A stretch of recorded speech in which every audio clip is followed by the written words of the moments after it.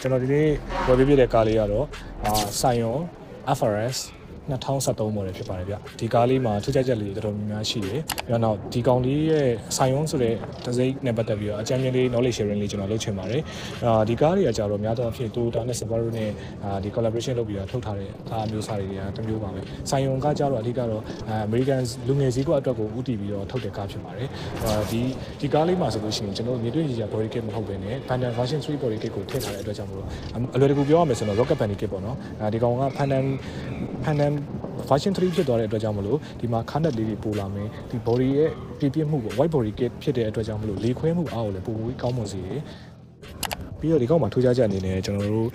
ဒီ Pandan တွေမှာဆိုလို့ရှိရင်အများဆုံးတွဲသုံးဖြစ်တဲ့ Watt VX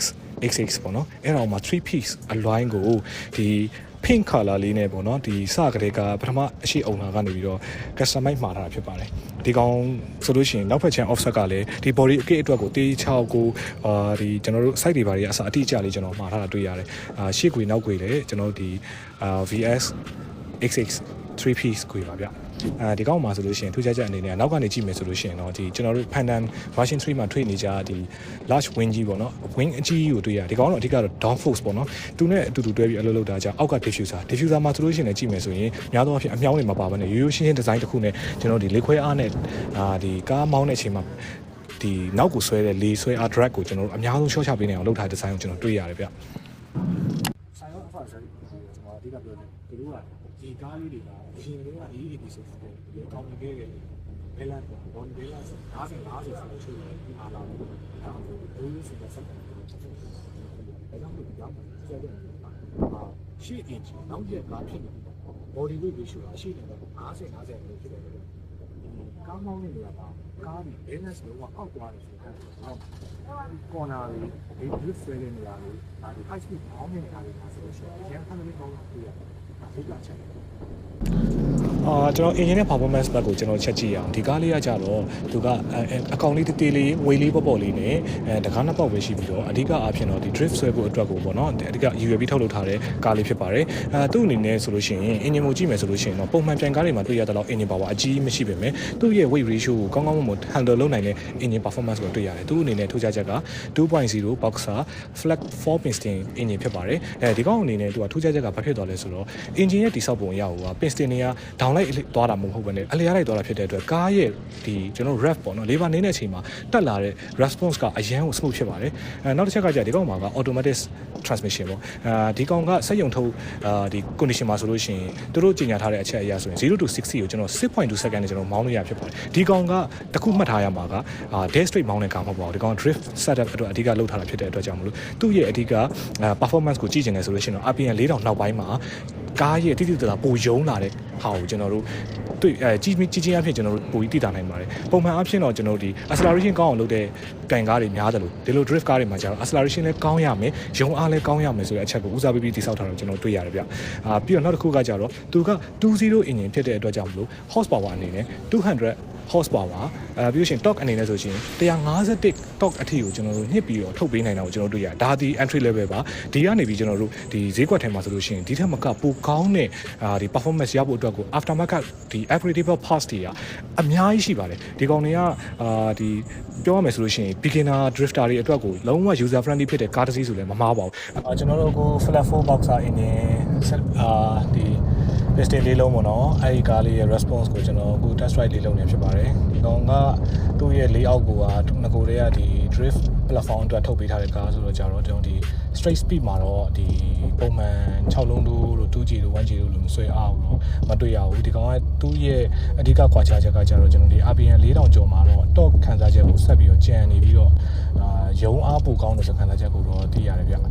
ဟုတ်အခုလက်ရှိတော့ကျွန်တော်တို့တစ်ချက်လေးမောင်းကြည့်အောင်ဗျာ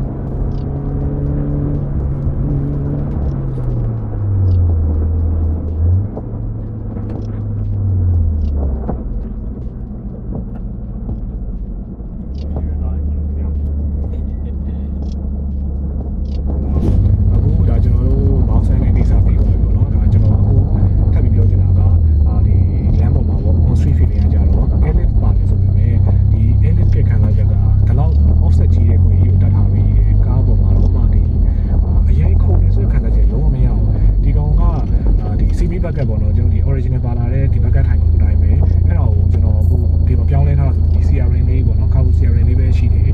ခံစားချက်ကကြတော့လုံးဝဒီကျွန်တော်တို့ပြပုံမှန် drift ကားတွေလိုမျိုးအရင်ခုန်နေတဲ့ခံစားချက်လုံးဝမရဘူးပြီးရင်ဒီကောင်းရဲ့အဓိကအားသာချက်ကကြတော့ဒီ air lift ဖြစ်သွားတယ် air suspension ဖြစ်သွားတဲ့အပေါ်မှာဒီ slope လေးတွေကျွန်တော်တို့ဒီလမ်းပေါ်မှာရှိတဲ့ဘူးလေးတွေတည်ရဆိုတော့ကောင်းမှာအရင်တိတာလို့ခံစားချက်တော့မရဘူးပြီးရင်နောက်ချက်ကကြတော့ဒီကောင်ကသူ့ရဲ့ handling mind ပေါ့ကျွန်တော်ဒီ air lift ဖြစ်လို့ဆိုပြီး handling mind ကိုနည်းနည်းရော့မလားပေါ့ဆိုကျွန်တော်စိုးရိမ်နေဒါပေမဲ့ကျွန်တော်မောင်းကြည့်တဲ့အချိန်မှာတော့ handling နဲ့ aggressive ဖြစ်တာဖြစ်နေတယ်ကျွန်တော်ဒီဇက်ဇက်ဝင်တဲ့အချိန်လေးလို့ဆိုလို့ရှိရင် CRN response ကလည်းပုံမှန်ဒီကျွန်တော်တို့ locate ထိထားတဲ့ကားတစ်စီးလိုပဲအဆွဲသိမ်းတယ်လုံးဝအဆင်ပြေတယ်weight ဟိုဘက်ဒီဘက်ကျွန်တော်တို့ဒီစောင်းသွားတာပြုတ်သွားတာလို့ဒီဆွဲပြီးကြံနေတာလို့ခံစားချက်တော့မရဘူးဆိုတော့ဒါကသူ့ရဲ့အပေါင်းလက္ခဏာပေါ့နော်နောက်တစ်ခုကကျတော့ကျွန်တော်တို့ sport chain မောင်းလိုက်တယ် train မှာက automatic ဖြစ်တဲ့အတွက်ကြောင့်မလို့ sport ထည့်ပြီးတော့မောင်းလို့ရှိရင်ဒီ rack ပုံကိုဒီပြီးတော့ gear chain တာကဒီsport ကားရဲ့ gear chain နဲ့ခံစားချက်ကိုကျွန်တော်ကြည့်ရတယ်ဒုံနဲ့စောင့်ပြီး chain ပေးတယ်တကယ်တော့ကျွန်တော်ဒီ sport ပိတ်ပြီးတော့ normal eco နဲ့ပဲမောင်းမယ်ဆိုလို့ရှိရင်တော့ကျတော့ဒီပုံမှန် smooth ဖြစ်တဲ့ဟာကိုခံစားရတယ်ဒီကောင်းပါဆိုရင်ကျွန်တော်ထူးခြားချက်အနေနဲ့များသောအားဖြင့်ဒီ Toyota ကားတွေတော်တော်များများဆိုလို့ရှိရင်ကျွန်တော်တို့ normal တွေ့နေကြခလုတ်ဒီမှာ3ခုရှိတယ်ဆိုရင်ဗျာဒီခလုတ်အကြီးကများသောအားဖြင့် eco mode ဖြစ်တတ်တယ်ကျွန်တော်တို့ဒီ2008နောက်ပိုင်း model တွေမှာဆိုရင် ground တို့မှာဆိုဒီနေရာ eco နဲ့ပြလာပြီးဒီကောင်မှာထူးခြားချက်က VSC sport mode လေးကျွန်တော်တွေ့ရတယ်ဒီကောင်ကသူကစထုတ်တဲ့ platform က drift car setup လုပ်လို့ရအောင်လို့ဒီလုပ်ပေးထားတဲ့ကားဖြစ်တဲ့အတွက်ကြောင့်မို့ဒီနေရာမှာကျွန်တော်တို့ traction control တစ်ခုတည်းဒီတိုင်း off ချင်လည်းရတယ်ဒါမှမဟုတ်ကျွန်တော်ဒီ